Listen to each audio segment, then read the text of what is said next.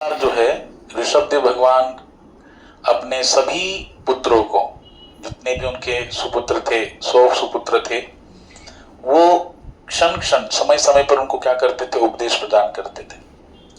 हर माता पिता का एक कर्तव्य होता है अपने घर में उत्पन्न जो संतान है उसको अच्छे संस्कार प्रदान करना। और एक अच्छे संस्कार का मतलब ये होता है उसको भक्तिमय संस्कार प्रदान करना। और भक्ति में प्रदान संस्कार प्रदान करने के लिए जो आयु है, प्रहलाद महाराज कहते हैं कौमार अवस्था, यानी 5 साल की जो आयु है तब से हमको हमारे घर में उत्पन्न जो भी सुपुत्र है या कन्या है उसको भक्ति का संस्कार देने चाहिए। तो ऋषभदेव भगवान इसका सबसे बड़ा उदाहरण है कि उन्होंने अपने सभी पुत्रों को भगवान के भक्ति का ज्ञान दिया। उन्होंने समझाया अपने पुत्रों को कि भैया ये जो मनुष्य जीवन मिला है ये केवल आपको खाने पीने सोने बच्चे पैदा करने के लिए नहीं मिला, इसका मूल उद्देश्य है भगवान की प्राप्ति। इस शरीर से ही हम भगवान को प्राप्त कर सकते हैं।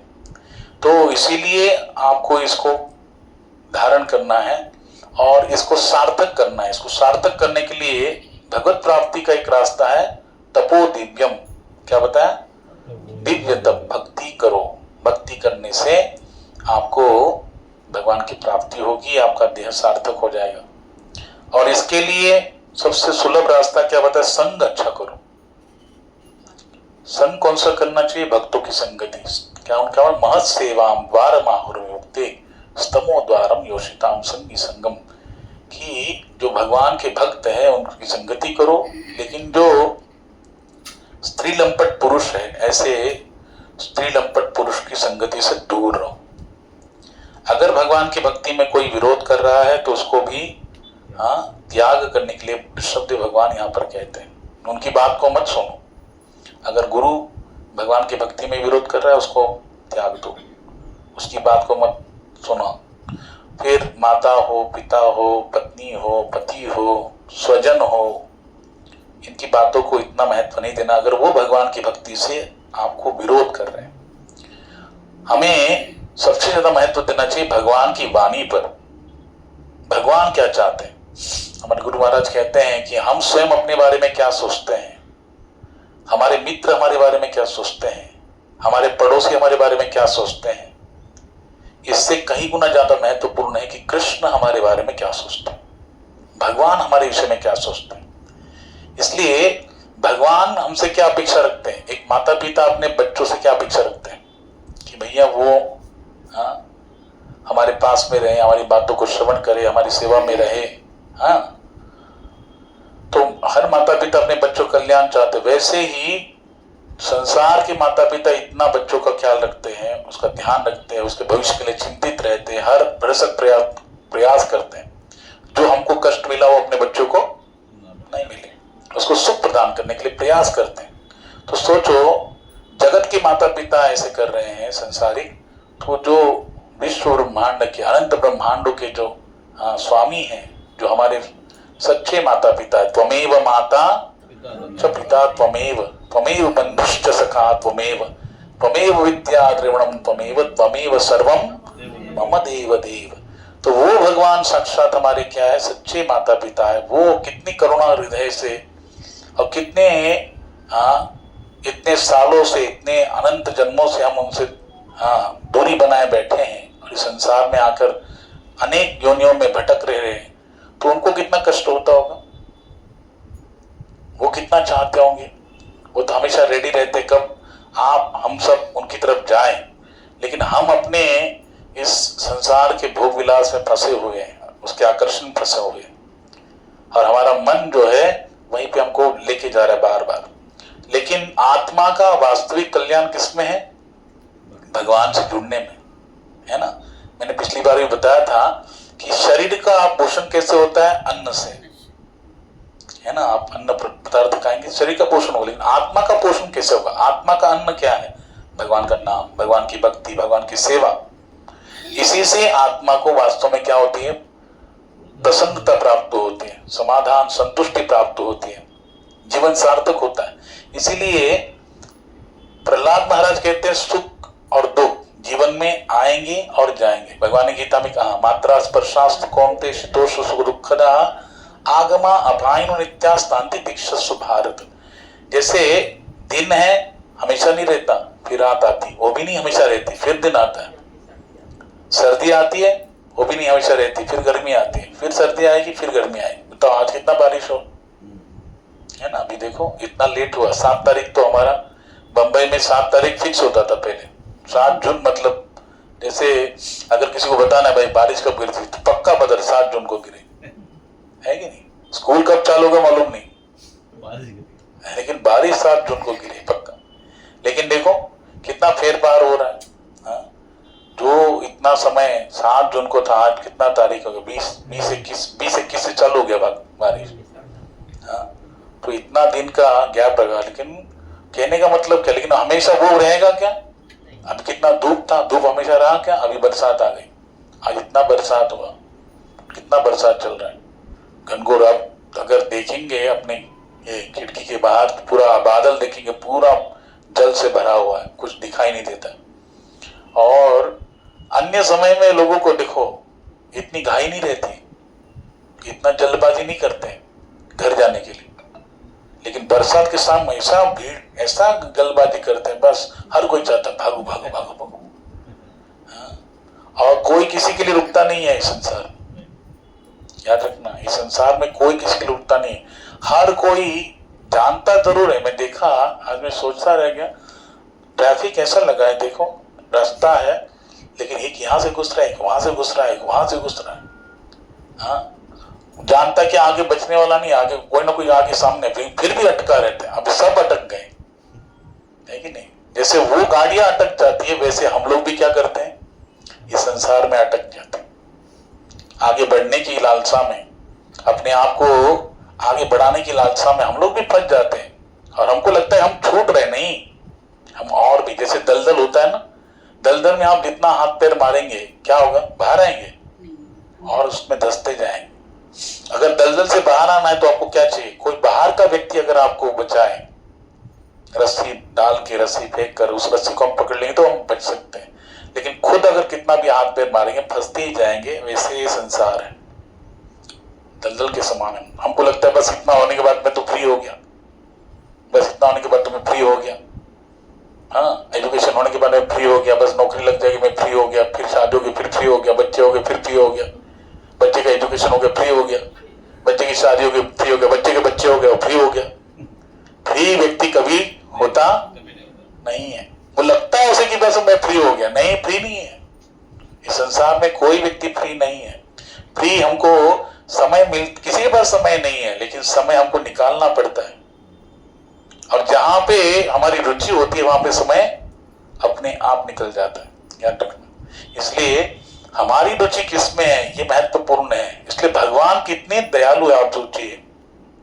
भगवान कभी हमको जबरदस्ती नहीं कर रहे। भगवान कहते हैं आप अपनी इच्छा से आओ, मैं आपको फोर्स नहीं करूंगा, मैं आपको मार्ग बताऊंगा, आपको वे बता दूंगा, मार्गदर्शन कर दूंगा। हाँ, लेकिन इच्छा आपकी है। ये लिटिल बिट इंडिपेंडेंस भगवान ने हम सभी जीव को दिया, क्योंकि विदाउट इंडिपेंडेंस, बिना स्वतंत्रता के हम भगवान को खुद से प्रेम नहीं कर सकते। प्रेम जबरदस्ती नहीं होता, स्वयं की इच्छा से होता है। तो यहाँ पर भगवान कहते हैं जो सुख और दुख है वो कैसा है, दिन रात आते हैं, सर्दी हमेशा नहीं रहती, गर्मी हमेशा नहीं, आती जाती। वैसे क्या होगा, सुख आएगा फिर वो भी नहीं रहेगा, दुख आएगा फिर दुख जाएगा, वापस सुख आएगा, ये आते जाते रहेगा। हाँ, वैसे ही हम संसार में हैं तो ये हमेशा बना रहेगा, सुख दुख बना रहेगा। तो प्रहलाद महाराज क्या कहते हैं, जब हम बिना मांगे दुख हमको प्राप्त हो रहा है तो बिना मांगे हमको सुख भी मिलेगा। अगर हमारे प्रारब्ध में होगा तो जरूर मिलेगा। फिर एक जन्म किस लिए मिला, वो कहते हैं आत्म कल्याण के लिए, हमारे खुद के उद्धार के लिए। हम लोग कब तक फंसे रहेंगे यहाँ पर, तो ये निकलने के लिए क्या करना पड़ेगा। मैंने कहा ना, दलदल में हम फंसे हैं तो कोई ऐसा व्यक्ति चाहिए जो हमको क्या करे, यहाँ से बाहर निकाले। तो वो होते वैष्णव, वो होते संत साधु आचार्य। वो हमको क्या करते, यहाँ से बाहर निकलने के लिए रस्सी फेंकते। कौन सी रस्सी, हरिनाम की रस्सी, भगवान की भक्ति के। बस इसे पकड़ लो भाई, निकलो यहाँ से, नहीं तो आप कितना भी कोशिश करोगे खुद से नहीं निकल पाओगे, इसलिए उनकी सहायता लेनी पड़ती है। तो भरत महाराज जैसे इन 100 पुत्रों को ऋषभदेव भगवान कहते भाई संगति किसकी करो, महत सेवाम द्वार माहुर विमुक्ते। जो साधु है, जो वैष्णव है, सच्चे वैष्णव है, ऐसे वैष्णव साधु आचार्य की संतों की आप संगति करो, उससे आपका वैकुंठ का द्वार खुल जाएगा। लेकिन अगर किसी स्त्री लंपट पुरुष की संगति करोगे तो स्तमो द्वारम, कौन सा द्वार खुलेगा, नरक का द्वार खुलेगा। इसलिए यहाँ पर इतना सुंदर वर्णन करने के बाद, पिछली बार श्रवण की ऋषभदेव भगवान स्वयं इतने अपने सारा कारोबार किसको दिया, भरत महाराज को दिया। सबसे बड़े पुत्र वो है, बाकी के 81 पुत्र 81 क्या बने, निपुण कर्मकांडी ब्राह्मण बने, और 9 जो उनमें से पुत्र और वो क्षत्रिय राजा बने, और बाकी के 9 क्या बने, 9 योगेश्वर महाभागवत बने, जिनकी कथा एकादश स्कंद में भागवत में आती है। यानी टोटल मिलके 100 हो गए। तो सबसे बड़े पुत्र भरत महाराज को राज्याभिषेक करके ऋषभदेव भगवान पूरे विरक्त होकर अपने परम गति को प्राप्त किए। कैसे किए हमने पिछली बार पूरा उसको एक्सप्लेन किया, सुना भी है, श्रवण भी किया है। अब सुखदेव जी आगे बढ़ रहे हैं। सुखदेव जी कह रहे हैं जो सबसे बड़े पुत्र है भरत महाराज, उनको ऋषभदेव भगवान ने अपने राज्य के राज सिंहासन पे आरूढ़ तो कर दिया। फिर उनका विवाह किससे हुआ, उनका विवाह विश्वरूप की जो कन्या थी उनका नाम था पांचजनी, उस पांचजनी के साथ इनका विवाह हुआ। किसका, भरत महाराज का। उनको 5 पुत्र हुए। सबसे बड़े पुत्र का नाम था सुमति, दूसरे का नाम था राष्ट्रव्रत, तीसरे का नाम था सुदर्शन, चौथे का नाम था आवरण और 5वें का नाम था धूम्रकेतु। ये 5 पुत्र उनको हो गए। अब ये पुत्र होने के बाद भरत महाराज यज्ञ हवन करके विविध देवताओं को प्रसन्न करने लगे। बहुत बड़े यज्ञ किए भरत महाराज ने, सारा राज्य का आनंद उन्होंने उपभोग तो कर लिया, लेकिन आखिर में उन्होंने सोचा कि देखो 1 करोड़, उनके कुंडली में लिखा था, उनके नियति में क्या लिखा था कि 1 करोड़ वर्ष, कितने, 1 करोड़ वर्ष तक वो इस भौतिक जगत के संसार के विषय भोग का आनंद ले सकते हैं। उसके उपरांत उनका इस संसार का जो भी विषय भोग है उनको प्राप्त नहीं होगा। तो ये इतनी जल्दी समय बीता कि उनको पता ही नहीं लगा। और जब उनको पता लगा कि अभी मेरा समय पूरा हो गया तो उन्होंने तुरंत क्या कर लिया, बोले चलो भाई अब हमारा समय हो गया, अभी हमको क्या करना है, वानप्रस्थ अवस्था स्वीकार करनी। देखो ये होता है। हम लोग क्या सोचते हैं, बस हमारा अभी गृहस्थ अवस्था है तो हम गृहस्थ अवस्था में रहेंगे, बस मरते दम तक उसी अवस्था में रहेंगे। नहीं, हमारा धर्मशास्त्र क्या कह रहा है उसके अनुसार जब हम चलेंगे तो हमारे जीवन के 4 विभाग है। 100 साल की हमारी आयु है, 25 वर्ष तक ब्रह्मचर्य जीवन, 25 से 50 गृहस्थ जीवन, 50 से 75 वानप्रस्थ जीवन, 75 से 100 साल तक संन्यास जीवन। ये हमारे धर्मशास्त्रों ने, वैदिक संस्कृति ने, भगवान ने इसको स्थापित किया है। लेकिन हम लोग क्या करते हैं, हम लोग बस उसी में रचे पचे रहते हैं। तो क्या होता है, तो हम अपना उद्धार नहीं कर पाते। इसलिए भरत महाराज, अब देखो कितने भी आप पुराने जितने भी हम, चाहे रामायण हो, महाभारत हो, हमारी पुरानी जो भारतीय संस्कृति है उसमें लोग बाग सजग थे। इसलिए जैसी भी परिस्थितियां, क्या जो आज की दुख में परिस्थितियां क्या उस समय नहीं थी क्या, हर एक जीव में, हर जीव के लिए क्या है दुखमय से, क्योंकि भगवान खुद कहते दुखालय में। अभी हम लोग आ रहे थे, बैठे हम लोग कार में बैठे हैं, एसी चालू है, लेकिन इतनी बाहर बारिश हो रही है, इतना ट्रैफिक लग रहा है, तो मैं तो परेशान हो गया, बैठे बैठे मैं परेशान हो गया। तो वो ड्राइवर कहने लगा आप तो बैठे बैठे परेशान हो गए, मैं तो सुबह से गाड़ी चला रहा हूँ।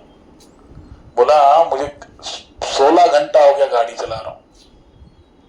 जहाँ पे 1.5 घंटा लगता है मुंबई जाने के लिए, तो वहां पे मुझे 4 घंटा लगा जाने के लिए। और रिटर्न आने के लिए एक लेडीज बैठी, उसको आने था सेक्टर 2 में, वो इतनी परेशान हो गई, 4-5 घंटे लगे वहां पे। तो सब दुखी है, चाहे गरीब से लेकर अमीर तक, बच्चे से लेकर बूढ़े तक, सब यहाँ पर क्या है, टेंशन में। हर किसी के पीछे कुछ ना कुछ टेंशन लगा हुआ है। इसलिए कहते हैं ना, कोई तन दुखी, कोई मन दुखी, कोई धन बिन रहत, उदास, थोड़े थोड़े सब दुखी, सुखी राम का दास। जिसको कुछ नहीं चाहिए, जो एक महात्मा बहुत सुंदर बता रहे थे, सबको सब किसके पीछे पड़े, बाप बड़ा न भैया सबसे बड़ा, सब इसके पीछे पड़े हम सब, और इस पैसे के पीछे। तो लक्ष्मी में दोष है, धन में दोष है। धन क्या दोष है भाई, जितना भी प्राप्त हो हमको कमी लगता है ना, हमको लगता है कि नहीं। अभी समझो हम पहले रहते थे किराए से, लेकिन फिर ऐसा अच्छा मकान मिल गया, लेकिन फिर मकान मिलने के बाद ऐसा है क्या संतुष्ट नहीं, फिर सोचा नहीं यार ये थोड़ा कम ही, हाँ क्या हो रहा है, परिवार के सदस्य बढ़ते जा रहे, ये भी कम, घर कम पड़ेगा अभी नया। और दूसरी की तरफ तो देख के हम ज्यादा चलते हैं, अपना खुद नहीं देखते हैं हम। हमारे सामने थाली पड़ी लेकिन दूसरे की थाली झाँक के देखते हैं, यार उसके पास कितना आ गया, हाँ मेरे से ज्यादा एक्स्ट्रा थाली उसके पास आ गई, चलो एक्स्ट्रा थाली नहीं एक्स्ट्रा आइटम भी आ गया तो भी हम लोग टेंशन में आते हैं और बोलते हैं हमको क्यों नहीं दिया। लेकिन 5 आइटम पड़े हैं वो तो खाओ अच्छे से, नहीं हमको छठा आइटम क्यों नहीं मिला, यानी छठा आइटम नहीं मिला, सोचो छठे आइटम खाने से पेट भरेगा क्या, बोली ना। वो 5 आइटम खाएंगे पेट भर जाएगा, लेकिन छठा आइटम नहीं मिले इसलिए परेशान है कि नहीं। तो ये हर जगह हम कितना भी प्राप्त कर ले संसार में, तो ये लक्ष्मी का धन का दोष है, हमको कमी लगेगा, हम असंतुष्ट ही रहेंगे।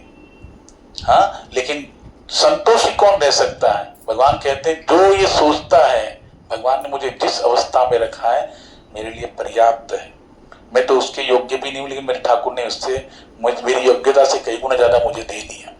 तो भगवान की कृपा मानकर, उनका धन्यवाद मानकर, उनकी भक्ति में लगे, उनका भजन करे और इस संसार को पार करने का प्रयास करे, तो वो सुखी रहेगा। सुखी राम का दास, केवल एक ही व्यक्ति सुखी जो राम का दास है।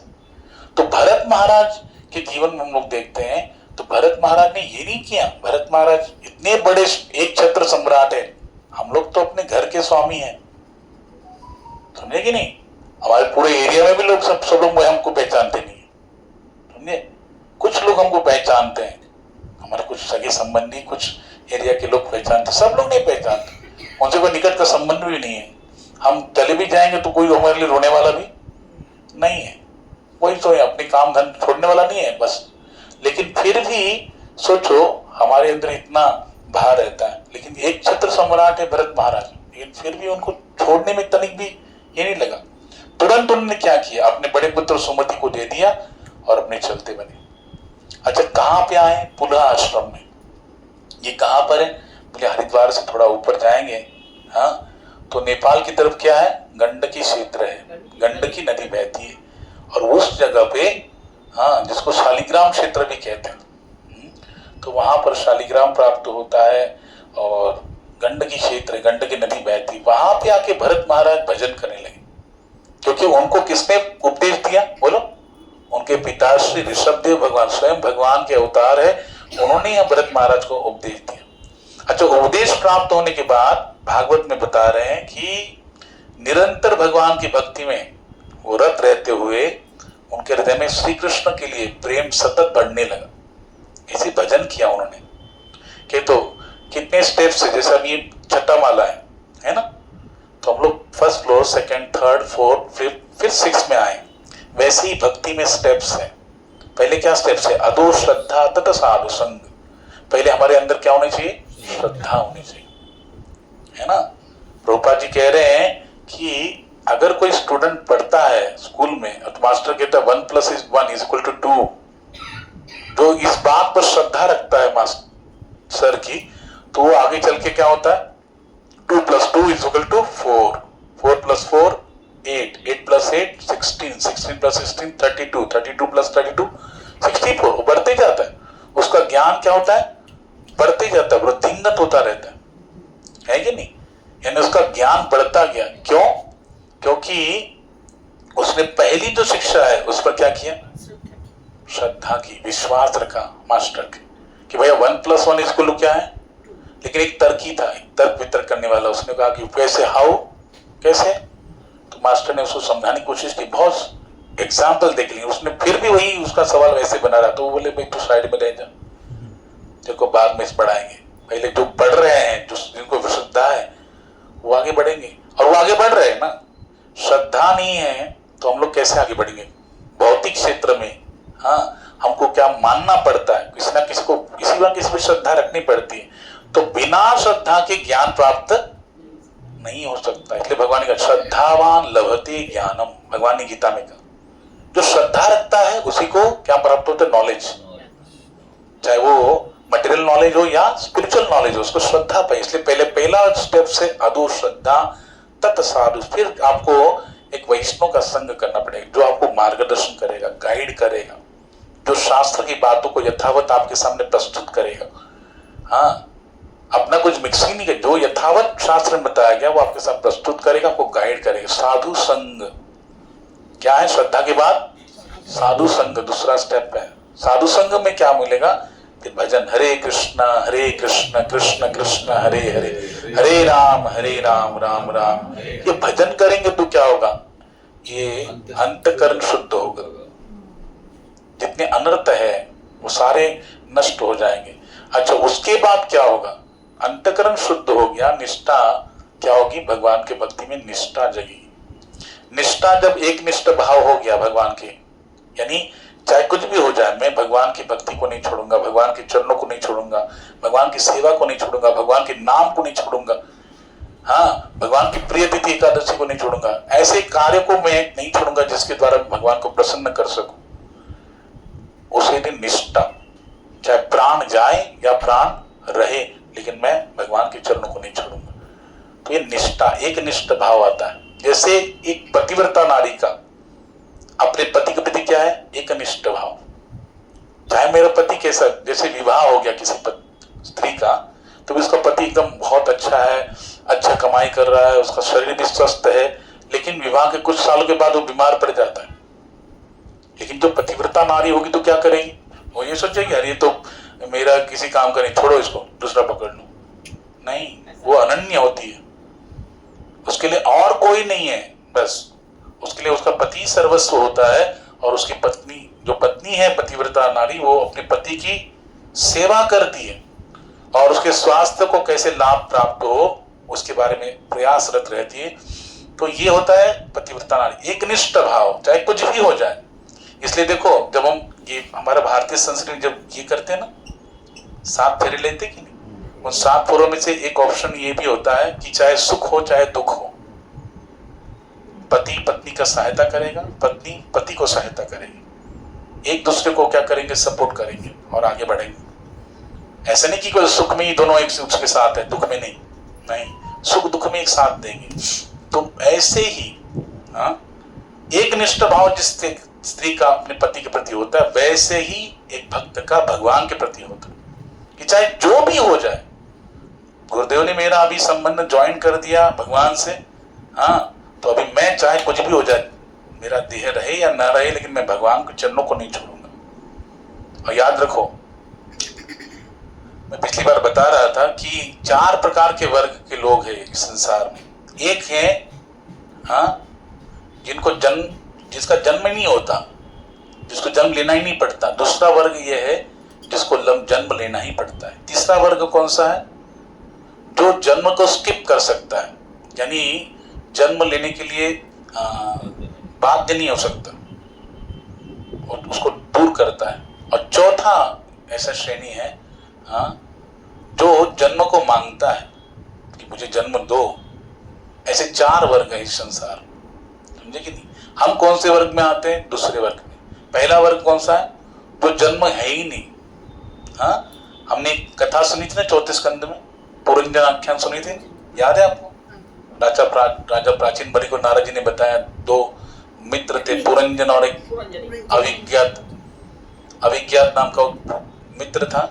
और उसने कहा, पुरंजन कहते मेरे को घूमना है, घूमो, लेकिन मुझे मत बोलो, मैं तुम्हारा मित्र हूं। अविज्ञात मतलब जिसका, जो हमारे ज्ञान से परे है, हमारे चिंतन से परे है, वो भगवान है।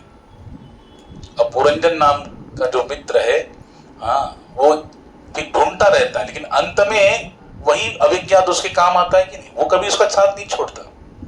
वो पुरंजन अपनी पुरंजनी के, अपनी पत्नी के विरह में शरीर छोड़ता है, फिर उसको नया स्त्री का जन्म मिलता है, उसमें अपनी पति के विरह में कातर होकर सती जाने चलता है। तब ये अपना अविज्ञात आकर ब्राह्मण रूप में कहता है तू कौन सा, तू क्या ये स्त्री है, ना तू पुरंजनी का पति है, तू तो मेरा मित्र है।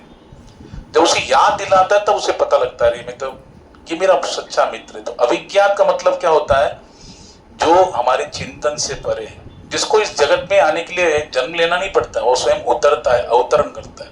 इसलिए भगवान बाध्य नहीं होते इस संसार में जन्म लेने के लिए।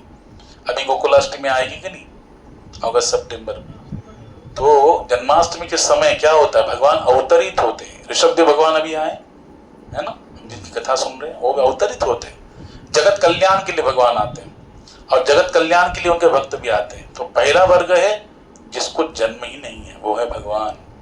दूसरा वर्ग है जिसको जन्म लेना ही पड़ता है, वो है हमको जन्म लेना ही पड़ता है, किए गए कर्म के अनुसार हमको जन्म लेना ही पड़ता है। हाँ, और इस जन्म को लेना ही पड़ता है। कैसे, क्यों, क्या कारण से? वासना, एक तो वासना, हाँ, दूसरा हमारे कर्म, हमने जो किए गए कर्म, अच्छे बुरे कर्म, उसके कारण हमको लेना पड़ता है। कोई ना कोई हमारी कामना रह जाती है, वासना रह जाती है, उसके कारण जन्म लेना पड़ता है। हाँ, तो ये जन्म के कारण है। लेकिन तीसरा वर्ग ऐसा है जो जन्म को स्किप करता है, चुका देता है, उसको स्किप कर देता है, उसको ग्रहण करने के लिए कोशिश नहीं करता। हाँ, उससे छुटकारा प्राप्त करने की कोशिश करता है, प्राप्त कर लेता है। वो कौन सा वर्ग है? बोले जो साधक होता है, भगवान का भक्ति करता है, वो साधक, वो क्या करता है, इस मनुष्य जीवन को फिर से मुझे प्राप्त नहीं होना चाहिए, अब मुझे मुक्त होना है, इस संसार के जन्म बंधन के चक्र छूट जाना है, इसलिए प्रयास करता है भगवान की भक्ति करके। वो है साधक वर्ग। हाँ, और ये साधक वर्ग कैसा होता है, जैसे बहुत सुंदर उदाहरण दिया संत ज्ञानेश्वर महाराज अपने भगवत गीता की टीका ज्ञानेश्वरी में लिखते हैं। जैसे कोई छोटा भाई है, अब उसके बड़े भाई को किसने मार दिया तो बदला लेने का प्रयास करता है कि नहीं करता? हाँ, करता है ना। तो वो जैसे प्रयास करता है, हाँ, अपने बड़े भाई का बदला लेने के लिए, वैसे ही एक साधक जो होता है, भक्त जो होता है, भगवान को प्राप्त करने के लिए या जन्म मरण के मृत्यु के चक्र को छोड़ने के लिए, उससे मुक्ति प्राप्त करने का प्रयास करता है कि मुझे जन्म लेना ही नहीं पड़े, या स्किप कर दे, पुनः से मुझे जन्म लेना न पड़े। तो ये साधक क्या करता है? प्रयास करता है। अब ध्यान दीजिए, तो वो कैसे करेगा? हाँ, तो बोलते भगवान के हरि नाम से वो उस जन्म मरण के चक्र को छोड़ता है।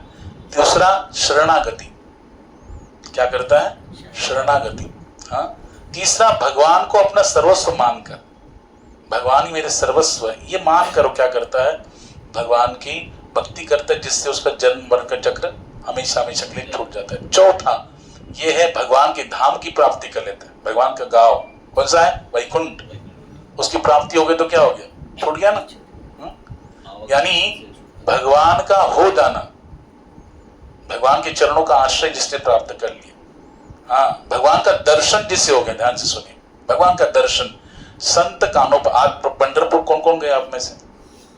पंढरपुर में आप जैसे जाएंगे, आप लाइन में लगते हैं, वहां पे एक वृक्ष है, एक वृक्ष है, आप जैसे जाते ना सीढ़ी चढ़ के, वहां पे वृक्ष है, उसका नाम, वो कौन है? एक संत है, लेडीज, एक स्त्री संत है, उनका नाम है संत कानोपात्र। क्या नाम है बोलो? संत कानोपात्र।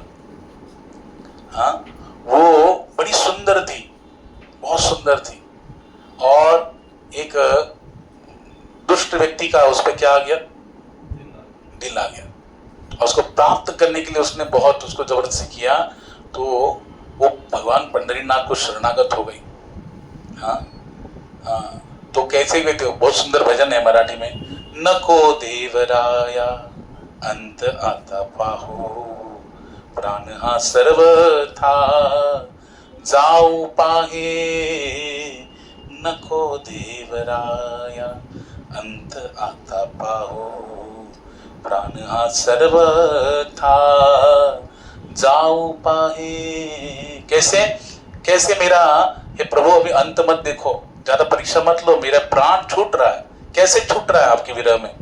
हरि नीचे पाड़स व्याघ्र धरियेले, मज लागी जागले तैसे देवा नको देवराया अंत आता पाहू प्राण हा सर्व था जाऊ पाहे। जैसे किसी हिरण के बच्चे को किसी शेर ने पकड़ लिया तो उस हिरण के बच्चे की कैसी अवस्था होती, डर के भयभीत कांपता रहता है। बस वैसे ही मेरी कुछ ऐसी अवस्था हो गई। हाँ, इसलिए हे प्रभु मेरा अंत मत देखिए, ये प्राण मेरा छूट रहा है। और ऐसे करके भगवान का दर्शन करते, विट्ठल जी का, पंढरपुर में जो विट्ठल जी का श्री विग्रह है उसका दर्शन करते करते उन्होंने क्या कर दिया, अपने प्राण छोड़ दिए और एक वृक्ष के रूप में परिवर्तित हो गई। उसको बोलते संत कान्हो पात्र। तो बताओ उन्होंने अपना जन्म मरण का चक्र छोड़ चुका दिया कि उससे बच गई कि नहीं, मुक्त हो गई। कैसे? भगवान का दर्शन से व्यक्ति जन्म मरण के चक्र से छूट जाता है। दूसरा, भगवान को शरणागत होने से। बताइए रावण ने जब विभीषण को लात मार के निकाल दिया तो विभीषण जी कहां पे आए? प्रभु राम के चरणों में आए कि नहीं? और प्रभु राम के चरणों में आके क्या हो गए? शरणागत हो गए। जैसे भगवान की शरणागत ले ली, भगवान ने क्या कर दिया, तुरंत उनको लंकाधीश बना दिया। अभी रावण से युद्ध नहीं हुआ, रावण मरा नहीं, लंका पे विजय नहीं प्राप्त हुआ, भगवान ने लंकाधीश बना दिया। तो शरणागति आने से बताओ सप्त चिरंजीव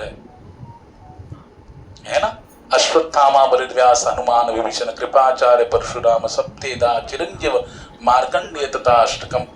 एक श्लोक है उसमें कहते हैं अश्वत्थामा बलिव्यास, अश्वत्थामा बलि महाराज, वेदव्यास जी, हनुमान जी, विभीषण महाराज, हाँ कृपाचार्य महाराज, कृपाचार्य है कि नहीं, कुलगुरु थे कौरवों के, और परशुराम भगवान, और 8वें है मार्कंडेय ऋषि।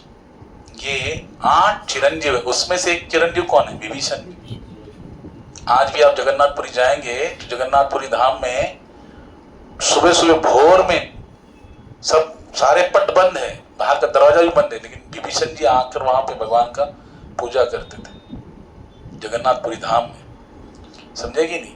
आज भी रथ रुकता है जगन्नाथपुरी धाम, जब रथ चलता है तो बीच में रथ रुकता है। ऐसा कहा जाता है कि विभीषण जी दक्षिण दिशा से क्या करते हैं, भगवान जगन्नाथ जी की आरती करते हैं आज भी। तो बताओ शरणागति से उनका क्या हो गए, जन्म मृत्यु चक्र से छूट गए कि नहीं? हाँ, चिर छूट गए। तो भगवान की शरणागति, भगवान का दर्शन, भगवान के गांव की प्राप्ति, वैकुंठ प्राप्त हो गया तो क्या हो गया? छूट गया। भगवान गीता में कहते हैं न तद्भासेत सूर्य न शशांको न पावकः यद्गत्वा निवर्तन्ते तद्धाम परमं मम। मेरे धाम को एक बार आ गया, वापस से इधर आना नहीं पड़ेगा। यानी सोचो भरत महाराज यहाँ पर क्या कर रहे हैं, भगवान को अपने हृदय में इतना प्रेम उनका वृद्धिंगत होने लगा कृष्ण प्रेम में, कि इतना उन्माद छाया, इतनी दिव्य अवस्था उनके चित्त में स्थापित हो गई कि उसी दिव्य अवस्था में सहज भक्ति के स्तर पर पहुंचकर भरत महाराज के शरीर में दिव्य भाव, दिव्य लक्षण प्रकट होने लगे। कौन से दिव्य लक्षण? नयनम गलदश्रुधारया वदनम गदगद रुद्धया गिरा पुलकर्णिचितं बपुः कदा तव नाम ग्रहणे भविष्यति युगायितं निमेषेन चक्षुषा प्रावृषायितं शून्यायितं जगत् सर्वं गोविंद विरहेण मे। हाँ, उनके नयनों से अश्रुधारा बह रही है, शरीर रोमांचित हो रहा है, कंठ भगवान का नाम लेते लेते अवरुद्ध हो रहा है, स्वेद कंपन, ये सारे अष्टसात्विक भाव प्रकट होने लगे। एक क्षण भी भगवान के विरह में युग के बराबर प्रतीत हो रहा है। ऐसा विरह प्रकट हो गया भरत महाराज के जीवन में। क्यों? क्योंकि इतना भगवान के भक्ति में आगे बढ़ गए। कौन सा मैंने बताया ना, अधूर श्रद्धा, पहला श्रद्धा, फिर साधु संग, फिर भगवान का भजन, फिर अंतःकरण शुद्धि, फिर एक निष्ठ भाव, उसके बाद रुचि। क्या आती है? रुचि। भगवान के भक्ति में रुचि प्रकट होती। अच्छा, रुचि के बाद क्या है? आसक्ति। क्या है नेक्स्ट स्टेप? आसक्ति। भगवान के भक्ति में आसक्ति, भगवान में आसक्ति होती है, भगवान के जनों में, उनमें आसक्ति होती है। और फिर आसक्ति के भाव होता है भाव, और फिर लास्ट स्टेप है वो है प्रेम। यानी 6 फ्लोर है प्रेम। समझेंगे ना? फर्स्ट स्टेप क्या है? श्रद्धा। ऐसा मानो 9 स्टेप की, 9 फ्लोर की बिल्डिंग है, उसमें पहला फ्लोर है श्रद्धा, दूसरा फ्लोर है साधु संग, तीसरा फ्लोर है भजन, चौथा फ्लोर है अंतकरण शुद्धि, पांचवा फ्लोर है निष्ठा, छठवां फ्लोर है रुचि, फिर सातवां फ्लोर है क्या, आसक्ति, फिर आठवां फ्लोर भाव और नौवां फ्लोर प्रेम, भगवत प्रेम। तो भरत महाराज श्रद्धा से स्टार्ट करके, हाँ, साधु संग तो उनको भगवान का ही साक्षात संग प्राप्त हो, और उसके बाद भजन प्राप्त हो, भजन से क्या हो गया, अंतकरण शुद्ध हो गया, हाँ, हृदय उन्माद प्रेमोन्माद से छाने लगा, सब जगह पे बढ़ने लगा, वृद्धिंगत हो रहा, एक निष्ठ भाव आ गया भगवान, फिर रुचि, फिर आसक्ति, भाव के स्तर तक आ गए महात्मा, भागवत में बता रहे भरत महाराज भाव के स्तर तक आ गए, यानी उसी, हाँ, एक कहते हैं भाव के स्तर पे आने, नेक्स्ट स्टेप है प्रेम, समझा ना, भाव यानी अलग अलग प्रकार के भाव उसके अंदर प्रकट होते भगवान के प्रति, हाँ, और भगवान भाव के ही भूखे हैं। हम लोग सोचते वस्तु प्रिय भगवान, नहीं, वस्तु प्रिय नहीं, भगवान भाव प्रिय है, भावग्राही जनार्दन। तो वो श्रेष्ठ भाव भरत जी महाराज के हृदय में ऐसा प्रकट हुआ, अन्य किसी के प्रति कोई भी लगाव नहीं, कोई आसक्ति नहीं, कोई अटैचमेंट नहीं, पूरे डिटैच हो गया। आप सोचो, जिसने इतना बड़ा साम्राज्य का उपभोग किया हो, अभी समझो हम लोग यहाँ पे रह रहे हैं, सुधीर प्रभु जी रह रहे हैं, उनका परिवार रह रहे हैं, लेकिन अगर उनको इसी जगह को छोड़ के अगर कहीं जाना पड़े, एकदम वन में, जहां पे कोई सुविधा ना हो, हाँ, रहने की सुविधा ठीक से नहीं है, प्रसाद की सुविधा ठीक से नहीं है, हाँ, तो कैसा जीवन बीतेगा, कितना तपस्या में रहे, कुछ फील होगा कि नहीं होगा, हाँ, होगा ना भाई, हम लोग कैसे रहते थे, पापा यहाँ क्यों लाए, प्रांजल खुद ही बोले चलो वहां पे भजन करना है तो अच्छे थे, वहीं बैठे बैठे करेंगे, काहे को ये इधर आ गए, लेकिन सोचो मैंने कितना, तो एक छत्र सम्राट जो पृथ्वी का है भरत महाराज, वो ऐसे वन में रह रहे, जिनको वहां पे उनको कोई भी नहीं है, और दिन में 3 बार उस ठंडे प्रदेश में उस गंडकी नदी में स्नान करते थे, हमेशा उनके बाल भीगे रहते थे, और वो वहां पे भजन कर रहे हैं, इतनी उन्माद में, भगवान के भजन में, भगवान के विरह में, भगवान की याद में, स्मरण में बने रह रहे। लेकिन देखो भगवान क्या करते हैं, आप देखना, हमारे गुरु महाराज कहते हैं कभी भी नालायक की परीक्षा नहीं होती, जो लायक होता है उसकी परीक्षा होती है, नालायक की परीक्षा नहीं होती, लायक जो होता है उसकी परीक्षा। और भगवान तो ऐसे हैं, ऐसे एग्जामिनर है, बस वो ताक में ही रहते हैं, हमेशा रेडी रहते, बस ये थोड़ा सा यहाँ पकड़ लिया इसने माला, प्रांजल ने आज बहुत माला कर, बस प्रांजल की तुरंत परीक्षा लेंगे, हाँ, आर्य कथा ध्यान से तुरंत परीक्षा लेंगे, कितना तुरंत इमीडिएटली भगवान क्या करते हैं, परीक्षा लेते हैं, यानी हमारा परीक्षण करते हैं कि इसका भाव कितना है भगवान के भक्ति में, मेरे भक्ति में कितना अटल अटल विश्वास है, कितना अटल अविचलित भाव से चलने की कोशिश कर रहे हैं। तो भगवान हर समय टटोलते रहते हैं, क्यों, सोने को जितना अग्नि में तपाया जाता है उतना क्या होता है, चमकता है, चमक पाते हैं।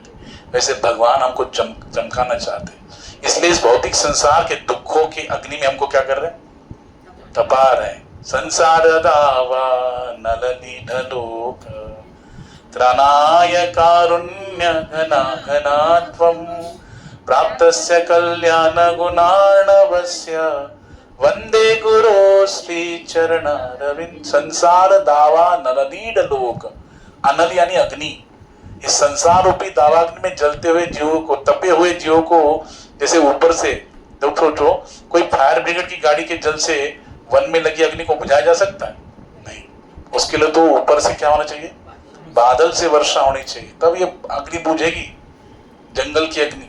वैसे ही हम लोग भी संसार रूपी अग्नि में जल रहे हैं दिन रात, दुखों में, कष्टों में, टेंशन में, प्रॉब्लम्स में, स्ट्रेस में। तो ये अग्नि कैसे बुझेगी, जब ऊपर से वर्षा होगी। और देखो ये ऊपर का जल कैसे बनता है, आप देखो समुद्र का जल का क्या होता है, सूर्य की तपन से बाष्प बनता है, वही जाते हैं और वही शुद्ध करके हमको प्राप्त। और समुद्र का जल कौन पी सकता है, लेकिन वही उसका बाष्प बोल के जब बादल बनते हैं और वही जब बरस रहे अभी, हाँ, पहली बारिश में हम लोग क्या करते हैं, अरे पहली बारिश वाओ, वही पानी का बारिश का जल है, वही डैम में जाता है, वही हमारे यहाँ पे हमारे नल से हमको प्राप्त हो रहा है, वही हम लोग ग्रहण करते कि नहीं। अब वो पानी समुद्र के पानी से कैसा है, कितना डिफरेंस है, लेकिन वही समुद्र का पानी क्या हो रहा है, प्रोसेसिंग करके फिर हमको शुद्धता से प्राप्त हो। वैसे ही ये भगवान का जो संसार है इसमें केवल दुख की, लेकिन जब उसका प्रोसेसिंग होता है तो ये शुद्ध जल के रूप में, शुद्ध कृपा के रूप में हमको प्राप्त होता है। वो है संत आचार्य गुरुदेव की कृपा, भगवान की कृपा उनके माध्यम से बरसती है। वंदे गुरु श्री चरणारविंद, ऐसे गुरु के चरणों में प्रणाम करना चाहिए। तो यहाँ पे भरत महाराज ऐसी दिव्य अवस्था में स्थित है, भाव की अवस्था तक पहुंच गए। भजन करते करते भगवान क्या करते, मैं कहा परीक्षा लेते। भगवान ने ऐसा इंसिडेंस उनके जीवन में लाया, इतने श्रेष्ठ स्तर पर है, भगवान के ही अंश अवतार जो ऋषभ देव उनके सबसे बड़े पुत्र है, चक्रवर्ती सम्राट रह चुके, 1 करोड़ वर्ष तक पृथ्वी का साम्राज्य उपभोग किया है, लेकिन अभी पूरे विरक्त होकर जब आ रहे तो भगवान तुरंत टेस्ट लेते। क्या टेस्ट लिया, एक दिन ऐसा हुआ उस जल में नहाने के लिए आए और वहां पे हिरन आ गई गर्भवती, और जल पीने के लिए आई, और जैसे जल पी रही थी उसी समय शेर का दहाड़ सुनाई दिया, गर्जना। हिरन तो वैसे ही शेर के दहाड़ से क्या होती है, डर जाती। उसने छलांग लगाई अपने प्राणों को बचाने के लिए, गर्भवती थी, और उसका गर्भ जो है उस बहते हुए गंडकी नदी के जल में गिर गया, और दूसरे किनारे जाकर एक गुफा में वो उसने प्रवेश किया। वहां पर अपने प्रसूत हुआ ना, बच्चा प्रसूत हुआ, अनपेक्षित रूप से असमय में प्रसूत हो गया। तो अपने बच्चे का विरह और प्रसूत की जो पीड़ा है उसके कारण क्या हो गई, वही हिरण ने प्राण त्याग दिया। अब भरत महाराज वहां पर क्या करने, बताओ, सब देख रहे हैं दृश्य।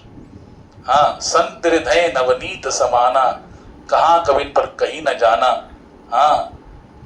क्या कहते हैं कि अब निज ताप वही नवनीता, जो अपने निज ताप से जो नवनीत होता है, नवनीत मक्खन, अग्नि के ताप से क्या होता है, द्रवित होता है। पर दुख देख ही द्रवही संत सुपुनीता, लेकिन दूसरे का दुख देखकर संत का हृदय क्या होता है, पिघल जाता है। जो मक्खन है अग्नि के ताप से पिघलता है, लेकिन संत का हृदय दूसरे के दुख का देख कर क्या होता है, पिघल जाता है। पर दुखे दुखी पर सुखे सुखी, ये संत का स्वभाव है। और हम लोग का स्वभाव कैसा है, पर दुखे सुखी और पर सुखे दुखी। दूसरे का दुख देखकर प्रसन्नता होती, और दूसरे का सुख देखकर हमको जलन होती है कि नहीं, लेकिन संत ऐसे नहीं होते। उन्होंने देखा भरत महाराज ने, तो तुरंत उनके हृदय में करुणा, क्योंकि देखो लक्षण है ना साधु के, तृतीय स्कंद में बताया कि देवकी माता ने, तितिक्षा कारुणिका सुहृदम सर्वदेही नाम अजात शत्रुवा शांता साधु साधु भूषण। इतने करुण हृदय है जीव मात्र के लिए, इतनी करुणा है। तुरंत उन्होंने क्या किया, भरत महाराज गए और उस मातृ विहीन जिसकी माता गुजर गई है, उस शावक को, हिरण के बच्चे को उठाया और उस बहते हुए जल से बाहर निकाला और अपने आश्रम में ले गए। अच्छा, आश्रम में ले गए तो फिर वहां पे प्रतिदिन उसको हरी हरी घास खिलाने के लिए, पालन पोषण करने, हरी हरी घास खिलाते थे और उसको पालन पोषण करने लगे। कैसे भगवान का माया कैसा प्रभाव है, देखो। भगवान का माया बहुत दुस्तर है। आप भागवत रामायण को पढ़ेंगे ना, रामायण में भगवान श्री राम के 5 अवतार के पीछे 5 कारण बताए गोस्वामी तुलसीदास जी। एक कारण है श्री नारद जी का श्राप, एक कारण नारद जी का श्राप भी। भगवान की माया कैसी दुस्तर। नारद जी ने क्या किया, देखो, शंकर जी के पास में कामदेव गया। कामदेव को शंकर जी ने कहा, खबरदार मेरे नाक में मत लगो, मैं तो नहीं तो तीसरा नेत्र खोल के भस्म हो जाए। तो वहां पर नारद जी ने क्या किया, अपनी तपस्या से कामदेव को परास्त कर दिया। तो नारद जी बड़े अहंकारित हो गए, गर्वित हो गए कि देखो मैंने शंकर जी से भी श्रेष्ठ काम कर दिया, कोई भी कामदेव को नहीं जीत पाया, लेकिन मैंने कामदेव को जीत लिया। अभी देखो वहां पे ब्रह्मा जी के सामने, जिनकी उत्पत्ति ब्रह्मा जी से हुई है, उन्हीं के सामने अपना बखान करने लगे। ब्रह्मा जी बोले देखो मेरे सामने बोल दिया, कहीं शंकर जी के सामने मत बोल। तो शंकर जी के पास जाके बलात् गए नारद जी और कहने लगे देखो आपके अंदर तो इतना भी नहीं, आपने तो जला दिया, लेकिन मैं तो उसको जीत लिया। शंकर जी बोले अच्छी बात है, चलो मेरे पास बोला, भगवान हरि के पास मत बोलना, ये श्री हरि के पास में मत बोलना। नारद जी बोले अरे क्यों नहीं बोलेंगे, गए नारायण के पास। बोले नारायण देखो आपकी माया सबको ठगती, लेकिन मैंने उस माया को क्या कर लिया, परास कर लिया, काम को जीत लिया। तो भगवान श्री हरि बोले कोई बात नहीं। तो भगवान ने बोला ठीक है, बहुत बखाने लगे, गर्वित हो गए नारद जी। तो मैं कहा ना भगवान क्या करते, तुरंत क्या करते, टेस्ट लेते हैं कितना तू प्रवीण है। जैसे नारद जी वैकुंठ से बाहर निकले, तुरंत भगवान ने इतनी माया से ऐसा दिव्य नगर प्रकट किया, इतना सुंदर नगरी बना दी। नारद जी उस नगरी में प्रवेश हो गए तो अरे वहां पे राजा उनका स्वागत करने लगे और बोले बहुत अच्छे समय में आए नारद जी आप। बोले क्यों? बोले बस अभी मेरे पुत्री का विवाह होने वाला है, उसका स्वयंवर आज के दिन है और आप आज के दिन आप जैसे महात्मा आ गए, थोड़ा उसको आशीर्वाद दीजिए। तो जैसे उसको बुलाया, विश्व मोहिनी, क्या नाम था, विश्व मोहिनी, उसको विश्व मोहिनी को बुलाया, बस महाराज जी ने बस उसको देखा तो बस उसको मोहित हो गए, देख के ही मोहित हो गए। सोचे कि अगर ये मुझे प्राप्त हो जाए तो कितना अच्छा होगा। देखो भगवान का माया का प्रभाव देखो कैसा, जो अभी तक इतना गर्वित हो रहे थे कि मैंने इसको जीत लिया, काम को जीत लिया, मैंने तो माया को जीत लिया, लेकिन भगवान अपने भक्त का क्या करते, अहंकार नष्ट करने की प्रयास करते। उस समय तुरंत गए, कहां गए, भगवान श्री हरि के पास, क्योंकि उन्हीं का तो नाम लेते हैं। बोले प्रभु एक कृपा करो, मैंने आज तक आपसे कुछ नहीं मांगा। बोले तो क्या बोले, बोले मुझे आपके जैसा रूप दो, आप कितना सुंदर है, भगवान कितने आप सुंदर है, तो बस आप मुझे अपना रूप दो। हाँ आपका श्री हरि रूप दो। कौन सा रूप दो? हरि रूप दो, हरि रूप दो। और एक बात और बताए, जिसमें मेरा कल्याण हो वो आप कीजिए, जिसमें मेरा कल्याण हो आप कीजिए और आपका हरि रूप मुझे दे दी। तो भगवान बोले ठीक है तथास्तु। अब हरि एक नाम बंदर का भी, वानर का भी एक नाम क्या है, हरि। तो भगवान ने क्या किया, उनकी इच्छा पूर्ण की, गए स्वयंवर में, सारे लोग लाइन, सारे देश देश के राजकुमार आए, लाइन में लगे और विश्व मोहिनी हाथ में वरमाला लेके निकली। तो नारद जी सोचते कि अरे लास्ट लाइन में आते थे, किसको पसंद कर लिया तो पहली लाइन में पहले नंबर पर बैठ गए। अच्छा, और वहां पे भगवान शंकर के दो गण उनके बगल में बैठे, तो वो बार बार कहते थे, देख के हंसते थे, अरे कोई प्रशंसा करता रहो, अरे क्या सुंदर रूप भगवान ने दिया, वाह वाह क्या सुंदर रूप, वाह वाह। तो नारद जी और भी फूल जाते थे और देखा तो विश्व में उनको देख के क्या हो गई, आगे निकल गई। तो सोचने लगे यार इसने मेरे को ध्यान से नहीं देखा लगता, फिर जाके वहीं बैठ गए, फिर उसको लांग के आगे चले गए। आखिर में उसने जब सबको लांग के देखा भगवान को, भगवान वहां प्रकट हो गए, भगवान के गले में वरमाला डाल के उनको पति बना लिया। तो नारद जी को इतना गुस्सा आया, तो वहां से शंकर जी के दो गण थे, क्या इतना गुस्सा कर रहे हो, जरा अपनी शक्ल को देखो, आईने में शक्ल तो देख लिया होता। जब उन्होंने देखा, जल में अपनी प्रतिबिंब को देखा, तो कौन सा मुख था, बंदर का। इतने गुस्सा हो गए ठाकुर जी, फिर देखो एक तो मैंने इतने दिनों में, इतने सालों में, इतने वर्षों में इतनी भक्ति की, नाम लिया, बस एक दिन के लिए तो मांगा था, कुछ घंटों के लिए मांगा था, आपका हरि रूप तो सुंदर रूप, और भगवान ने मुझे क्या दे दिया, और दिया तो दिया, देखो यहाँ पे जलाने के लिए स्वयं आ गए, मेरी पत्नी के साथ विवाह भी कर लिया, जिसको मैं अपनी भार्या बनाने चाहता तो उसके साथ विवाह करके लेके भी गए। तो इतना गुस्सा हो गए, वैकुंठ में जाए, भगवान को अनर्गल बोलने लगे, बोले कि आपने मेरा पूरा विश्वास तोड़ दिया, मुझे धोखा दिया है, तो जाइए मैं आपको श्राप देता हूं, जैसे मैं अपनी पत्नी के विरह में अभी रो रहा हूं वैसे आपको भी रोना पड़ेगा, और जिस बंदर का मुख आपने मुझे, यही बंदर से आपको सहायता लेनी पड़ेगी, उन्हीं की सहायता से आप अपनी पत्नी को ढूंढ पाएंगे, प्राप्त कर पाएंगे। तो ये किसने श्राप दिया, नारद जी ने श्राप दिया। और जैसे फिर ना श्राप दिया, भगवान कुछ नहीं बोले, भगवान ने तुरंत अपनी माया को समेट लिया। फिर नारद जी को पश्चाताप हो, मैंने क्या कर दिया, जिनका मैं आराधना करता हूँ, नाम लेता हूँ, आज मैंने उनको ही श्राप दे दिया।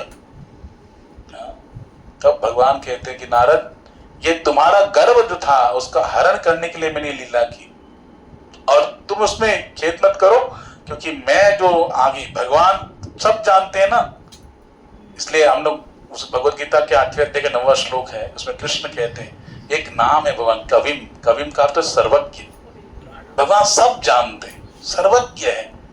हम लोग केवल वर्तमान की भी कुछ चीजों को जानते हैं, भविष्य भूतकाल की भी कुछ कुछ चीजें हमको याद है, भविष्य में तो क्या आने वाला मालूम ही नहीं है हमको। लेकिन भगवान तीनों कालों को जानते हैं, भविष्य की चिंता, भविष्य में भगवान को क्या उतार, राम अवतार के पीछे इनका ये शाप जरूरी है मेरे। तो भगवान लीला रचते हैं, लेकिन उस लीला के माध्यम एक तीर में भगवान ने कितने निशान मारते बताओ। राम अवतार का भी जो मार्ग है सुकर कर दिया, और नारद जी का गर्भ भी हरण कर दिया, है ना, अपने भक्त को भी रक्षा कर दी। तो भगवान बड़ा सुहृद है, भगवान बड़े दयालु भी है। तो यहाँ पर भरत महाराज का, जैसे नारद जी का टेस्ट लिया, वैसे भरत महाराज का भी टेस्ट ले रहे, माया प्रकट कर दी। भैया ये साधक बहुत बढ़िया साधना कर रहा है, भाव किस स्तर तक है अभी, लेकिन इसकी परीक्षा होगी। हिरण के बच्चे में उनकी आसक्ति बढ़ने लगी। अब कैसे बढ़ने, भागवत में बताया। भरत महाराज कहते हैं हमेशा चिंता रहती थी उनको, कहीं कोई वन्य पशु, कोई हिंस्र पशु आकर इसको खाने ले, भाई बड़े निरंतर वो उसी का ध्यान रखते थे। हाँ, कहीं चला गया तो ढूंढते रहते थे। भागवत में बता रहे हाँ कि सदैव उसकी रक्षा की व्यवस्था करते थे, और धीरे धीरे धीरे धीरे धीरे उसके प्रति उनका जो मन में स्नेह जो है, अटैचमेंट क्या हो गई, बढ़ने की हिरण के बच्चे के लिए। और क्या हो गया फिर, जब उसे खुजली होती थी, किसको, हिरण के बच्चे को, तो खुजली होती थी तो भरत महाराज स्वयं अपने हाथों से उसको खुजलाते थे। फिर हर समय उसे सुख देने के प्रयास करने लगे, और यहां तक कि कई बार वे उसको चूम भी लेते थे। प्यार से करते कि नहीं, देखो लोग जितना अपने बच्चों को प्यार करते हैं, उससे कई गुना ज्यादा अपने कुत्ते को प्यार करते हैं कि नहीं। आप देखो, बच्चे को चूम ले तो अलग बात है, ये कुत्ते को चूमते हैं। तो सोचिए कितना बड़ा भाग्यवान है। और वो कहाँ आप सोचिए ना, वो बेडरूम तक चला जाता है, उसी के बगल में सोता है, कुछ नहीं मन।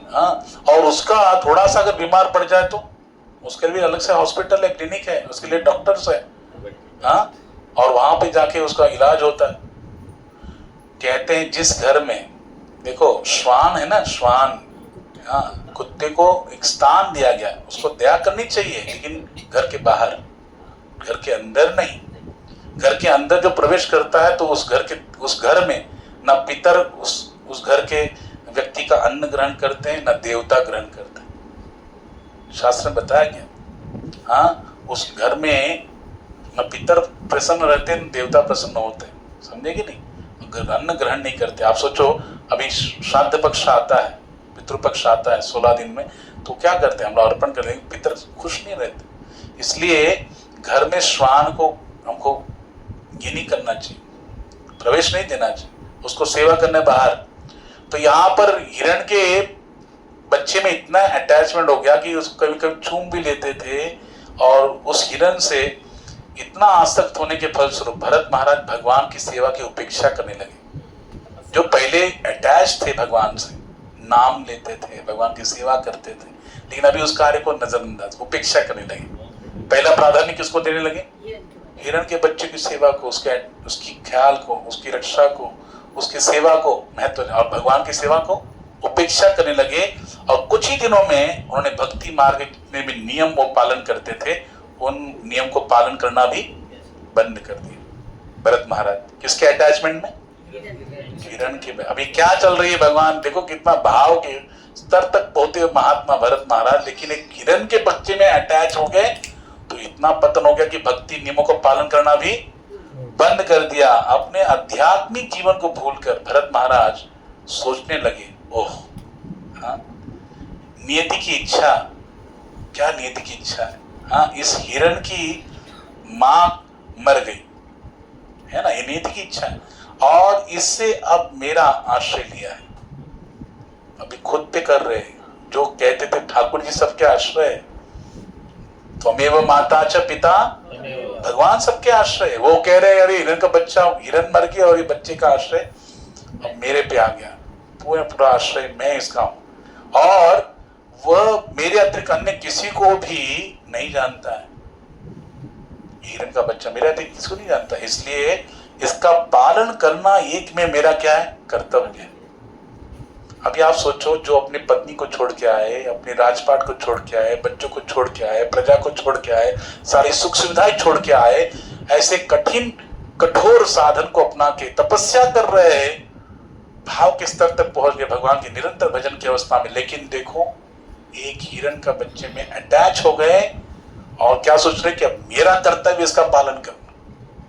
बच्चे छोड़ के आ गया और इधर हिरण का बच्चे को कहते मेरा कर्तव्य इसको पालन करना, ये कुत्ते का बच्चा मेरा कर्तव्य इसको है। मैंने देखा, हमारे गुरु भाई है वहां पे विट्ठलवाड़ी में, तो वहां पे देखा उसको, उसका दोस्त है ना, दोस्त, उसने उसको बिल्ली नहीं बोल सकते, बोका बोलते हैं हम लोग, है कि नहीं?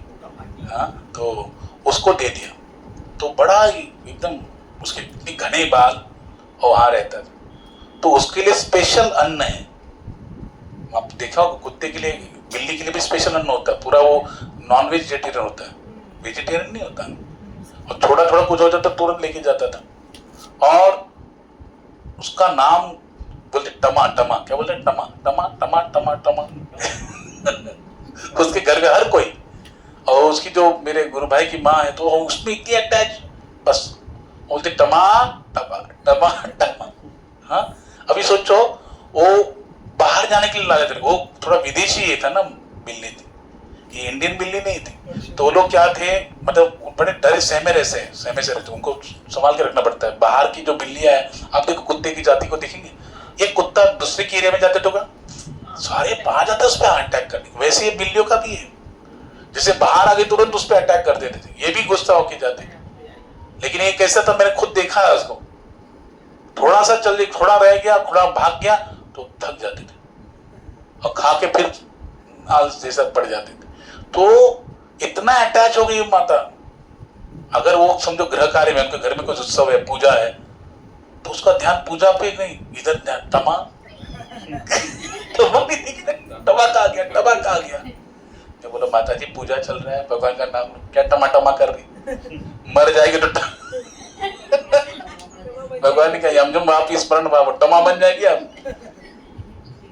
नहीं, हमारे अभी क्या कह रही, मेरा कर्तव्य, वो भी कह रही थी, मुझे अभी याद है, बोले मेरी जिम्मेदारी है प्रभु जी, हाँ, इसके मेरे बच्चे के दोस्त ने दिया, हमारी जिम्मेदारी है, तो निर्दोष है, निर्बोध जानवर है, क्या समझता है, उसका जिम्मेदारी मेरा है।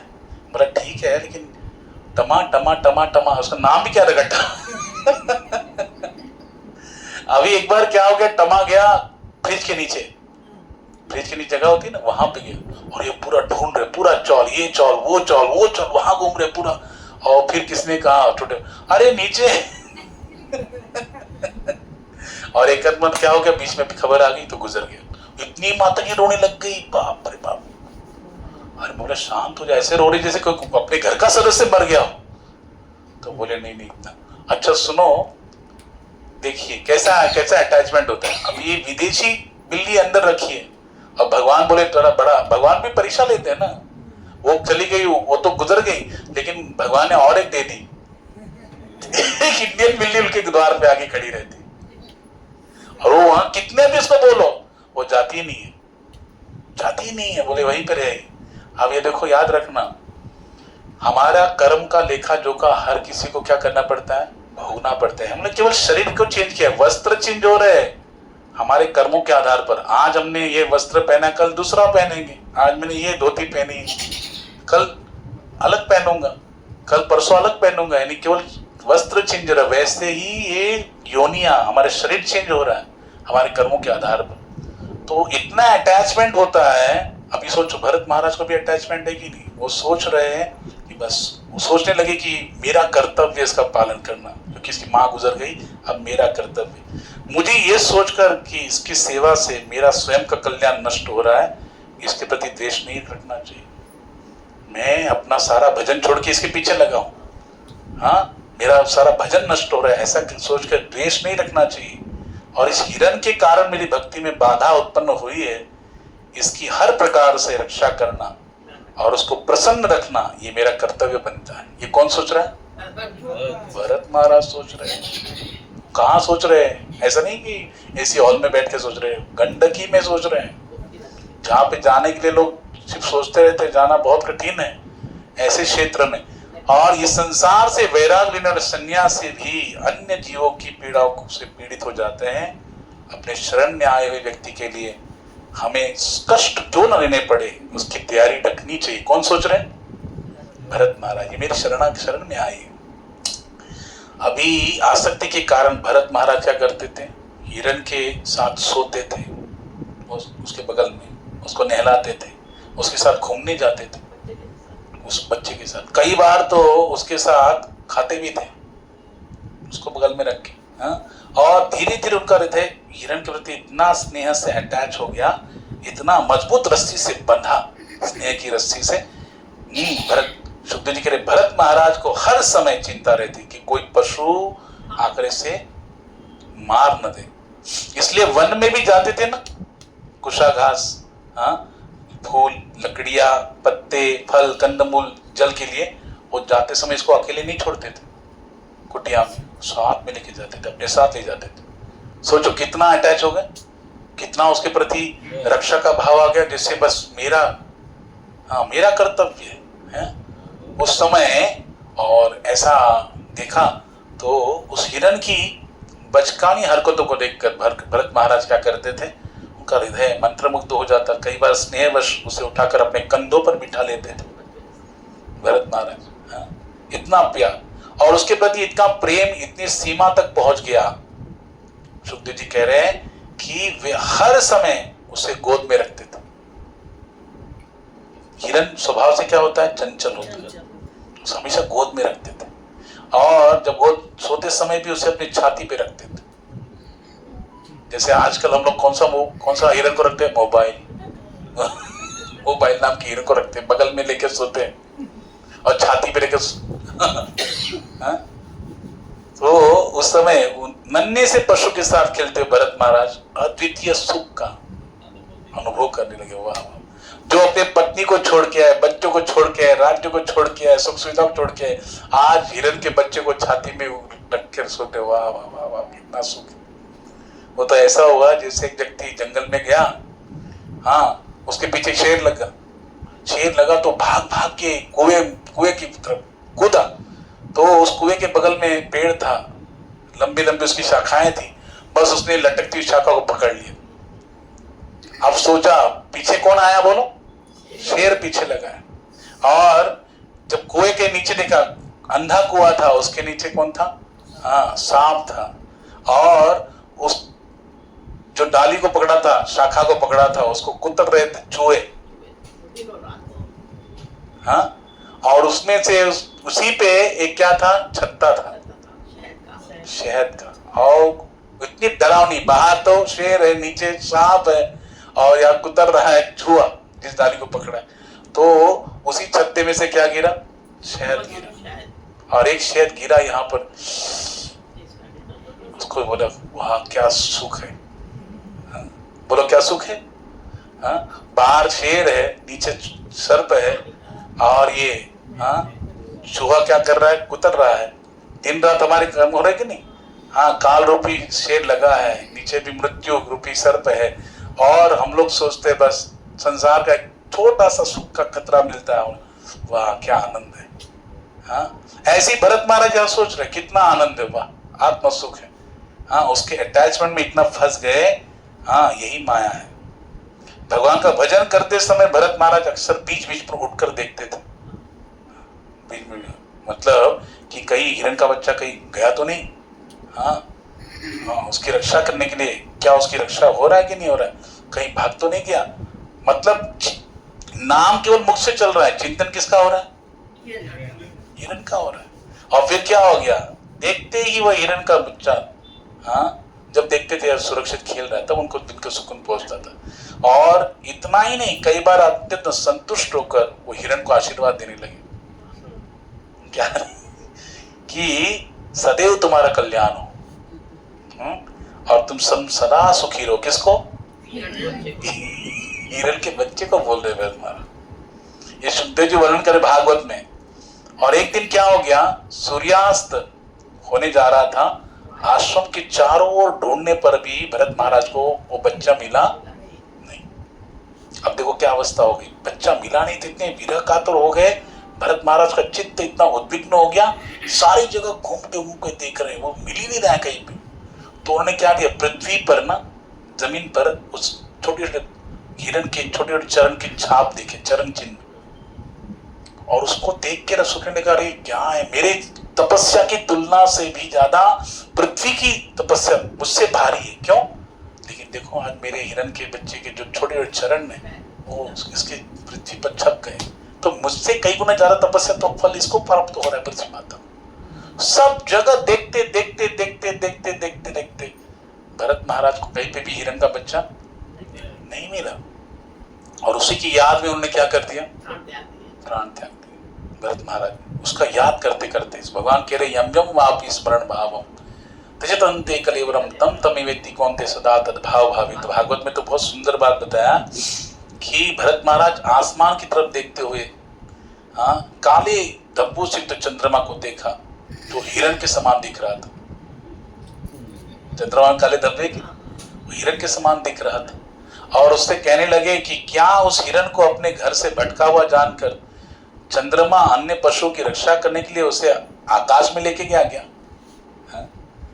मेरे लिए हिरण मेरे पुत्र से भी बढ़कर था, और उसके विरह में मेरा पूरा शरीर मानो जंगल की अग्नि से दहक रहा है। तो मेरी पीड़ा को देखकर चंद्रमा मुझ पर क्या कर रहा है, अमृत की वर्षा कर रहा है। जिस प्रकार एक मित्र अपने मित्र पर आए हुए तेज ज्वर को क्या करता है, उस पर जल उलेल के उसको शांत करता है, वैसे ही चंद्रमा मुझको अपनी शीतल छाया से, शीतल वर्षा, अपने प्रकाश से क्या करता है, मेरे हृदय में जो उद्वेग प्रकट हुआ है हिरण के विरह में, उसको शांत करने का प्रयास कर रहा है। आखिर में भरत महाराज को उस हिरण के बच्चे की विरह में छोड़ना पड़ा, और प्राण त्याग कर अगला जीवन को क्या मिला, हिरण बनना पड़ा। अब बताओ, हिरण बन गए तब उनको अकल आ गई। जैसे भागवतम में बताया कि नहीं, वो सती महारानी के पिता का नाम क्या, दक्ष। इतना शिवजी का अपमान किया, इतना अपमान किया, आखिर में सती महारानी जब स्वाहा हो गई योगाग्नि में, तब वीरभद्र के द्वारा जब उनका मस्तक धड़ से अलग करके यज्ञ कुंड में आहुति दी गई, और जब भगवान शिव को प्रसन्न करने के लिए प्रयासरत हुए, तब वो उनको बकरे का मुख बिठाया गया, और उससे फिर अभी तब अकल आ गई, अरे मेरा जमाई कितना महान है, महादेव कितने महान, और फिर उनकी स्तुति कर रहे हैं। तो वैसे ही अभी भरत महाराज को क्या होना, प्रयाग पश्चाताप होने लगा कि मैंने इतना हीरे जैसा मनुष्य जीवन किसके आसक्ति में व्यर्थ कराया, हिरण की। आज मुझे हिरण का जन्म लेना पड़ा, लेकिन देखो क्या भजन है। भगवान कहते हैं गीता, नेहाभिक्रमणाश्वस्ति प्रत्यवाय विद्यते स्वल्पमप्यस्य धर्मस्य त्रायते महत्वः। हम इस मार्ग में जो भी भजन करते हैं, हरे कृष्ण कृष्ण कृष्ण हरे हरे, हरे राम राम राम, एक बार भी अगर आप नाम लेंगे, एक बार भी, वो भी व्यर्थ नहीं जाता। विष्णु पुराण में कहा गया, हम एक बार जो नाम लेते हैं, हमने अपने पूरे पिछले जन्मों में जितने पाप नहीं किए होंगे, उतने उससे भी कई गुना ज्यादा पाप भगवान के नाम से नष्ट हो जाते।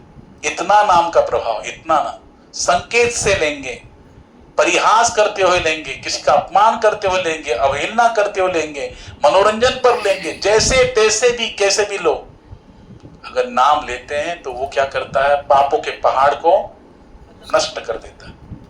इतने पाप भी हमने नहीं किए जितने ये नाम से चले जाते हैं। तो सोचो, जब रत्नाकर डाकू जैसे पापी के पाप को भी क्या करते हैं, बोले हमारे मराठी में कहते 7 रांजन समझते, बड़े बड़े मटके भर दिए थे उसने, लेकिन उसको भी क्या करते हैं, मांस से भर दिए थे, इतना पापी था। लेकिन देवर्षि नारद जी से भक्त का संग हुआ, मरा कहते कहते क्या हो गया, राम राम हो गया, और सारे पाप नष्ट हो गए। रामायण राम अवतार लेने से पहले लिख दी वाल्मीकि ऋषि, इतना बड़ा पद प्राप्त हो गया। तो सोचो क्या नहीं हो सकता भगवान के नाम से, सब कुछ हो सकता है। यहाँ भरत महाराज देखो, नाम इतना जपा, लेकिन भगवान टेस्ट लेते हैं ना, और वहां पे भरत महाराज फंस गए, हिरण के बच्चे में अटैच हो गए, और अटैच होकर उनको हिरण का जन्म। लेकिन क्या हुआ, भागवत में सुखदेव जी कह रहे, हिरण के जन्म में अभी उनको पता लगा कि नहीं, मैंने गलती किया पिछले जन्म में, इतना भजन किया लेकिन अंत में अटैच हो गया भरत के हिरण के बच्चे में और मुझे हिलाना पड़ा। अब मैं जो गलती नहीं करूंगा।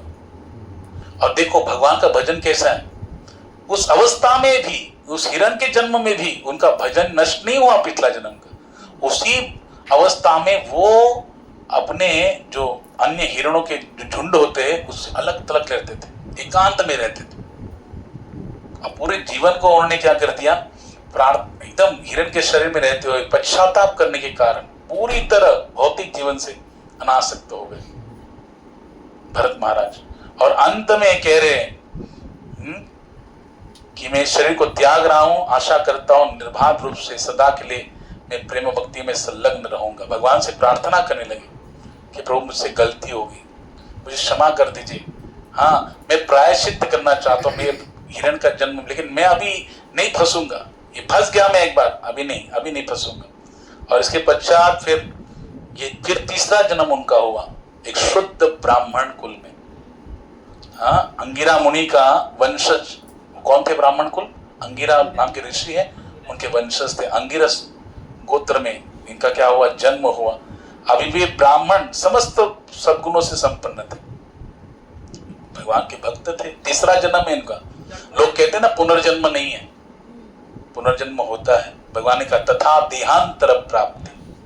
हमने जो इस जन्म में कर्म किए ना, जो बोया है वो तो पाएंगे कि नहीं। बोया बीज बबूल का आम कहाँ से पाए। तुम जो अभी देखो, मैंने इसलिए पिछली बार भी बताया था कि 3 प्रकार के कर्म है। एक संचित कर्म है, एक प्रारब्ध कर्म है और एक क्रियमान कर्म है। संचित यानी हमने अनंत जन्मों में जो कर्म किए अच्छे बुरे, वो एक जगह पे इकट्ठा है और उसमें से कुछ जो है कर्म उनको लेकर ये शरीर बना, जो उनको प्राप्त है। कुल खानदान में पैदा हुए शरीर मिला है ना, तो ये शरीर के सुख दुख हमको जो प्राप्त होने वाले हैं वो किसके प्रारब्ध कर्म है।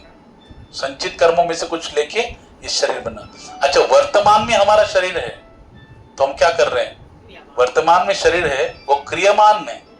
वर्तमान में हम लोग शांत बैठ रहे हैं क्या, हम लोग क्या कर रहे हैं उसको, क्रियमान कर्म, यानी वर्तमान के कर्म भी हम लोग कर रहे हैं। इसलिए भरत महाराज यहाँ पर भगवान को प्रार्थना करते कि मैंने गलती किया प्रभु, मुझे माफ कर दीजिए, लेकिन अभी इसके आगे मैं गलती नहीं करूंगा। इसलिए तीसरे जन्म में भरत महाराज का जब ब्राह्मण कुल में पैदा हुए तो कहते उनके 9 भाई थे। कितने? एक उनकी 2 माताएं थी। बड़ी मां के द्वारा उनके पिताजी को 9 पुत्र थे और दूसरा विवाह हुआ उनके पिता का, उससे जुड़वा संतानें पैदा हुई, एक पुत्र और एक पुत्री। उसमें से जुड़वा में जो पुत्र थे ये भरत महाराज थे, दूसरी मां के पुत्र है। और वहां पर पिताजी, अब उन्होंने सोच लिया था इस जन्म में कोई गलती नहीं करूंगा, अभी कोई गलती नहीं करूंगा, कुछ सीखूंगा ही नहीं, एकदम जड़ बन के रहूंगा चाहे कुछ भी हो जाए। समझे ना कैसे? उनके पिताजी, देखो हम लोग वॉशरूम जाते हैं, वॉशरूम जाने के बाद हाथ धोते हैं कि पहले हाथ धो के फिर वॉशरूम जाते हैं? जवाब दीजिए। हम लोग बाथरूम जाते हैं, वॉशरूम, हम लोग पहले हाथ धोते हैं साबुन से फिर जाते हैं, या वॉशरूम जाने के बाद हाथ से धोते हैं? भरत महाराज के विषय में सुखदेव जी कह रहे, उनके पिताजी बोलते थे पहले जाओ शौच के लिए जाओ, फिर हाथ धो मिट्टी से। पहले वो हाथ धोते थे मिट्टी से, फिर शौच जाते थे। सब उल्टा काम करते। मंत्र पढ़ाना चाहते थे, सब मंत्रों को याद ही नहीं कर रहे, एकदम जड़वत। हाँ, तो इसलिए उनका नाम क्या हो गया, जड़ भरत हो गया। जड़ है। पिताजी गुजर गए, भाइयों के हाथ में, तो भाइयों ने उनको बोला किसी काम का तो है नहीं, जड़ बुद्धि है, बिठाओ कहाँ पे, खेत में बिठाओ, कम से कम कुछ ना कुछ जो खेत से जो धान खाते चिड़िया लोग, हाँ, उनको तो भगाने के काम आ जाएगा। वैसे हम लोग का देखा आपने, खेत में एक पुतला, हाँ, क्या बोलते हैं, हाँ, उसको खड़ा करते कि नहीं, जिससे पंछी लोग आके क्या करे, डर जाए, आज नहीं धान को नहीं खाए। तो वैसे उसी काम का है ये, और कोई काम का तो है नहीं। हाँ? उनके भाइयों को चारों वेद आते थे, पठन करते थे, कंठस्थ थे, ब्राह्मण कुल में, अंगिरस ब्राह्मण कुल पैदा।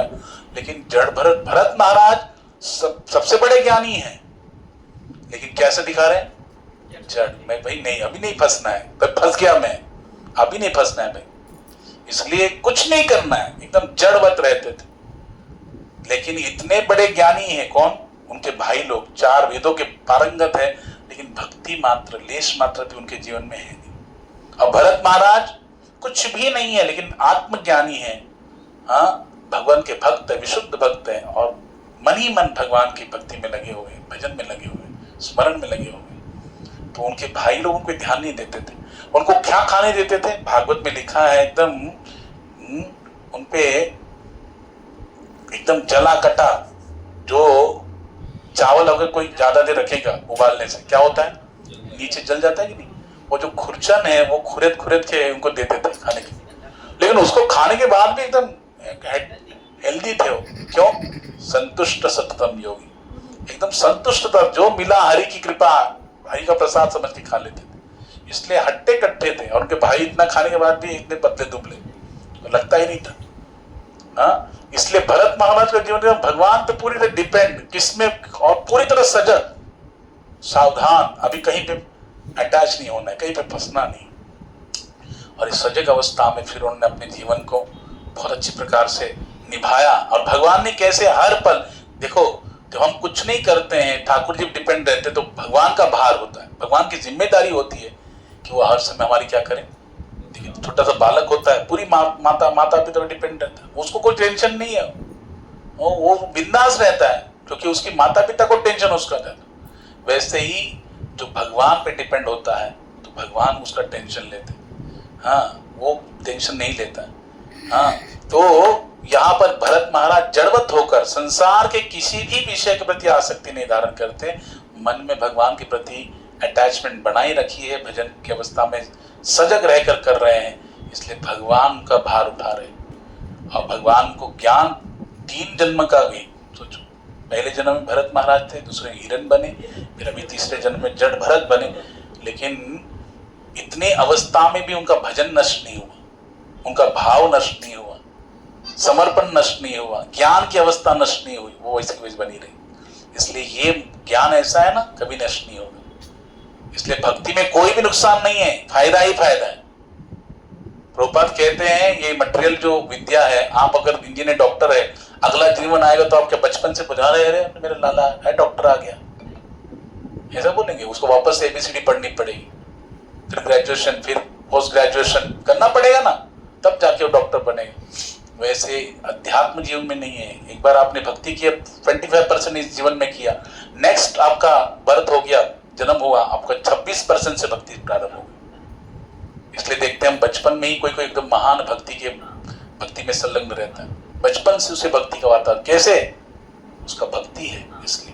इसलिए भरत महाराज के जीवन में कुछ सीखने मिलता है। आगे भी इसकी चर्चा करेंगे, समय पूरा हो गया है। श्री राधा माधव लाल की, श्री गौरांग महाप्रभु की, श्रीमन नित्यानंद प्रभु की, श्री राधा रमण लाल की। जय जय श्री राधे श्याम, जय जय श्री राधे श्याम, जय जय श्री राधे श्याम। ग्रंथराज श्रीमद् भागवत महापुराण की, निताई गौर प्रेमानंदे। तो आगे बहुत सुंदर है।